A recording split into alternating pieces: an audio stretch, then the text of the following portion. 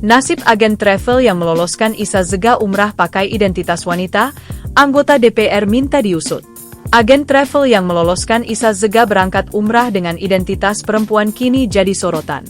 Kasus ini pun disoroti anggota DPR hingga minta diusut tuntas. Diketahui, Isa Zega berangkat umrah dengan menggunakan hijab dan gamis seperti perempuan. Padahal faktanya adalah Isa Zega adalah seorang transgender. Fakta itulah yang membuat berbagai pihak murka karena disebut termasuk penistaan agama. Agen travel yang membawa Isa Zega ke Mekah pun dicari. Mereka harus bertanggung jawab karena telah meloloskan Isa Zega umrah dengan identitas sebagai wanita. Usut punya usut, Isa Zega diduga berangkat dengan SS Travel milik Sheila Saukia. Namun hingga kini belum ada bukti yang jelas. Anggota Komisi 6 DPR Mufti Anam mengatakan, pengusutan pada travel yang memberangkatkan Isa Zega untuk menghindari saling tuduh yang berujung fitnah.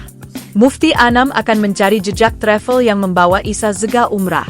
Mufti Anam mengaku miris dan prihatin dengan tingkah Isa Zega yang dianggap sudah menipu dan menistakan agama karena beribadah sebagai seorang wanita muslim.